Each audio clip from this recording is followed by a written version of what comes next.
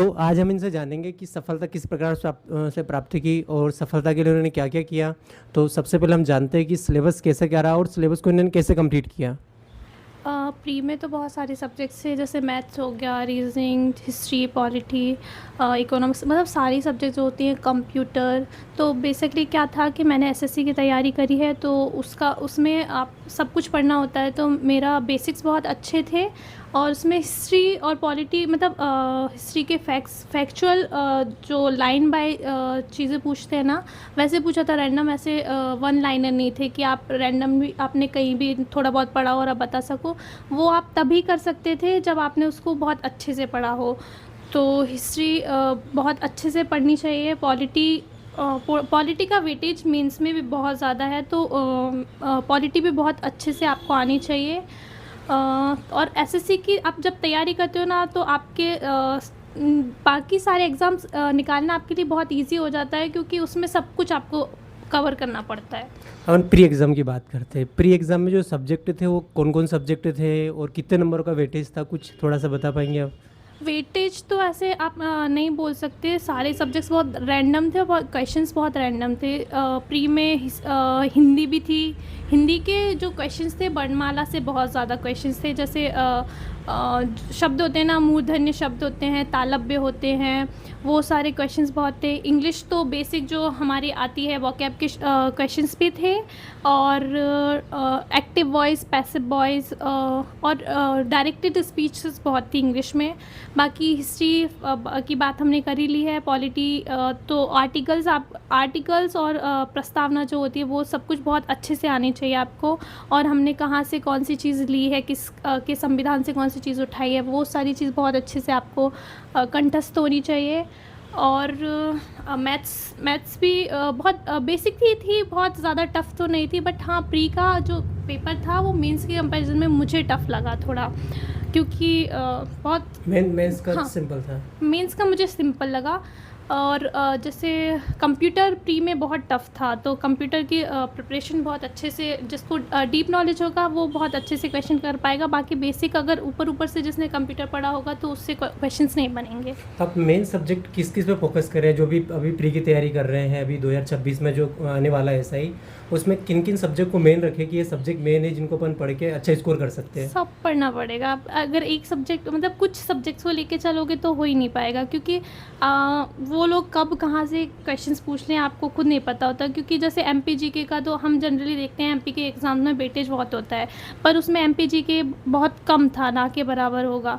बाकी history polity की पकड़ तो बहुत अच्छी होनी चाहिए, क्योंकि वो प्री में भी और मेंस में भी, दोनों में बहुत वेटेज रखता है। मेंस में तो I think 50-50 question history polity के आते हैं, तो वो बहुत ज़्यादा इम्पोर्टेंट है। आपकी स्ट्रेटलॉजी क्या थी? सुबह उठकर पढ़ाई करना, कैसे क्या आपने पढ़ाई करते मैं थे? मतलब जब एग्ज़ाम टाइम आता था, अभी बहुत कम समय बचा हमारे पास में, मतलब मान लो आपके 2 से ढाई महीने बचे हैं, हम्म, तो आप उस 2 से ढाई महीने अगर आपके पास थे, तो आप उसमें किस प्रकार से स्ट्रेटलॉजी अपनाते थे कि किस प्रकार से तैयारी करना है?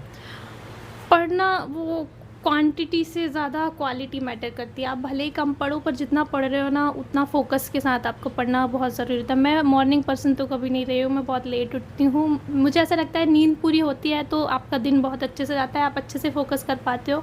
तो पहले अपनी नींद अच्छे से पूरी करें, और फिर जितना टाइम पढ़े, 8 घंटे, 8 से 10 घंटे एक स्टूडेंट को पढ़ने के लिए बहुत होते हैं, और वो उससे ज़्यादा उतना अच्छे से फोकस कर भी नहीं सकता। तो उतने टाइम में अच्छे से पढ़ें तो वो इनफ है। आपने नींद की बात की, आप कितने घंटे सोते थे? मैं तो 8 घंटे तो मैं सोती हूँ अच्छा, हमेशा से। मतलब 8 घंटे नींद लेकर और बिल्कुल बिंदास तरीके से सोच कर भी एग्ज़ाम निकाली जा सकती है, हमारे सामने उदाहरण है।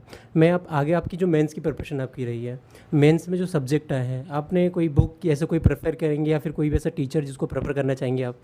मैंने तो जैसे वही एसएससी की तैयारी करी थी, तो उसका सारा रिवीजन किया। बाकी नैया पार एकेडमी से मैंने उनके लेक्चर्स लिए थे, मैंने वो लेक्चर्स फॉलो करे थे बस। ठीक है। और जैसे आपने देखा कि कुछ बुक वगैरह भी है और उन्होंने लेक्चर भी लिया था, लेकिन उन्होंने जो एसएससी का मेन फोकस उनका एसएससी का था, एसएससी के साथ ये भी वो तैयारी कर रहे थे। अब हम आपसे जानना चाहेंगे टाइम टेबल क्या टाइम टेबल फिक्स किया था आपने? मेरा ऐसा टाइम टेबल फिक्स तो नहीं था, बट हाँ मैं लाइब्रेरी जाती थी तो मेरा था सुबह 9-10 बजे लगभग मैं चली जाती थी, 2 बजे तक मैं पढ़ती थी, फिर मेरा लंच टाइम हो जाता था, फिर मैं आती थी 4 बजे, फिर जाती थी 4 से, फिर मैं रात को 10 तक रहती थी, लगभग 9-10 तक, फिर इतना ही पढ़ती थी मैं, इतना इनफ। मतलब 8 से 10 घंटे पढ़ाई इनफ थी। 8 से 10 घंटे पढ़ाई अगर आप कर लोगे तो कहीं ना कहीं आपका प्री भी और मेंस भी आपका क्लियर हो जाएगा। आगे मैं आपसे जानना चाहूँगा कि कभी डीमोटिवेशन आया कि नहीं होगा, क्या यार तैयारी कर रहे हैं, क्या होगा क्या नहीं होगा, ऐसा कुछ? डिमोटिवेशन तो बहुत आते हैं। मैंने एसएससी के भी 2 बार एग्ज़ाम दे दिया। मेरा पहला पेपर 3 नंबर से रह गया था, दूसरे में नॉर्मलाइजेशन की वजह से बहुत नंबर घट गए तो वो भी नहीं हो पाया, तो बहुत बुरा भी लगता था। एनटीपीसी में भी ऐसा ही हुआ, मेरे 75 मार्क्स थे, कट ऑफ 78 गई। तो ऐसे बहुत सारे एग्ज़ाम्स थे जो 2-2 3-3 नंबर से रह रहे थे। घर वाले भी बोलते थे कितना कोई हवन पूजन करा दें क्या कि 3 नंबर से एग्ज़ाम रह जा रहा है। सही तो है। ऐसे बहुत सारी चीज़ें हुई, बहुत बुरा भी लगता था, रोई भी बहुत हूँ, बट वो होता है ना, एट द एंड आप अगर मेहनत करते हो तो आपको चीज़ें मिल जाती हैं। मतलब कहने का मतलब ये होता है, जो होता है वो सब अच्छे के लिए होता है। देखो आज हमारे पास में एसआई की वर्दी में रहेंगे तो एक अलग ही पावर रहेगा, एक अलग एटीट्यूड रहेगा। तो उस समय जब आप डीमोटिवेट होते थे तो उस समय खुद को कैसे संभालते थे? मतलब कि जब कोई एग्ज़ाम आपकी निकली 2 से 3 नंबर से रह गए, उसके अगले दिन कैसा क्या रिएक्ट रहता था आपका कि अब पढ़ाई करना चाहिए या फिर क्या, मतलब कैसा क्या रहता था? सर घर वाले बहुत सपोर्टिव थे। मतलब मेरा जो, मैं भोपाल रह रही थी 8 सालों से, मेरा बेसिक जो एजुकेशन था, मेरी मास्टर्स भी हो गई थी, सब हो गया था, बट उसके बाद भी पापा का ये था कि घर पे आ जाएगी ना तो उतना नहीं पढ़ पाएगी, उतना अच्छे से नहीं कर पाएगी, तू जितना भी टाइम है तू वहाँ पे पढ़, अच्छे से पढ़। तो उन्होंने कभी मुझे बुलाने की कोशिश नहीं करी कि तू घर आ जा, उन्होंने बहुत सपोर्ट किया। बाकी मेरी दीदी जो है ना, मैं जब भी ऐसा लगता था मैं उसको फ़ोन करती थी, वो बोलती थी ठीक है, इतना आसान नहीं होता, गवर्नमेंट जॉब की प्रिपरेशन कर रही हो, 2-3 साल में कुछ नहीं होता, लोग 7-7 8-8 साल भी तैयारी करते हैं, तुम 2 साल में हार मान रही हो। तो वो बहुत इनकरेज करती थी। बाकी मेरा भाई, मतलब घर वाले बहुत सपोर्टिव हैं, तो उन लोगों ने बहुत मोटिवेट किया, और फिर खुद को भी लगता था कि ठीक है, पढ़ाई कभी वेस्ट तो जाती नहीं है, काम में तो आती है, तो पढ़ते रहे। ठीक है, मतलब आप सोच रहे हैं कि फैमिली, सारा सपोर्ट फैमिली का है, फैमिली बहुत सपोर्ट करती थी। अगर सपोर्ट में जाने तो सबसे ज़्यादा सपोर्ट किसका रहा है? वो तो मेरी बड़ी बहन। मतलब बड़ी बहन ने इंक्रीज़ किया, मतलब जब डीमोटिवेट होते थे तो उन्होंने मोटिवेट किया कि नहीं तुमको अभी करना है, अभी 2-3 साल। और वाकई लगता है समय, आप कंपटीशन की तैयारी करने आते हो तो आपको पता है कि समय उसमें लगता है और समय आपको देना पड़ेगा। आगे हम जानना चाहेंगे कि आपका जो फिजिकल है, फिजिकल कैसा क्या रहता था? आप जब बोलते हैं अक्सर कि लड़कियों के लिए फिजिकल बहुत प्रॉब्लम रहता है, लड़कियाँ फिजिकल नहीं कर सकती, आप क्या कहना चाहेंगे इस?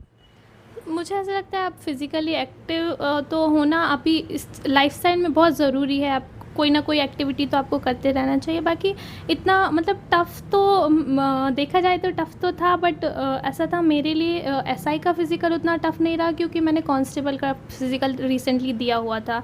तो वैसे टाइम बहुत कम मिला था, तो आधे लोग ही क्वालिफ़ाई कर पाए हैं, तो मुझे उसका बेनिफिट रहा। मैंने कांस्टेबल से किया तो मुझे मतलब पहले जो ज्वाइनिंग थी कांस्टेबल की थी और दूसरी ज्वाइनिंग जो थी अपने पास में एसआई में है। बहुत शुभकामनाएं दीदी को कि उन्होंने इस अचीवमेंट को प्राप्त किया। और थोड़ी सी और बातें जानने की हम कोशिश करेंगे उनसे कि इंटरव्यू, जब आपने इंटरव्यू दिया था तो बहुत सारे जो होता है नर्वस रहते हैं कि भैया बोलने में कैसे बोलेंगे, तो थोड़ा उसके बारे में, इंटरव्यू के बारे में बताएं आप। सर उसमें आपका कॉन्फिडेंस लेवल बहुत चेक होता है। आप वो ये आप पे प्रेशर बहुत क्रिएट करने की कोशिश करते हैं कि आप उस चीज़ को कैसे हैंडल कर पा रहे हो क्या नहीं।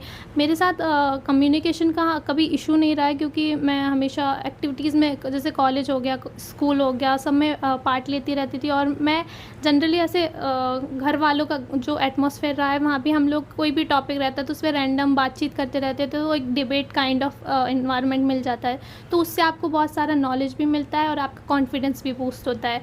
तो उसमें और इंटरव्यू आपको वो नॉलेज बिल्कुल नहीं चेक करेंगे, वो यही चेक करेंगे कि आप किस तरीके से चीज़ें मैनेज कर पा रहे हो, आप कितना अच्छे से वो चीज़ें हैंडल कर रहे हो, बस उतना रहता है। बाकी सर एक मुझे पर्सनालिटी का बहुत फ़ायदा मिला।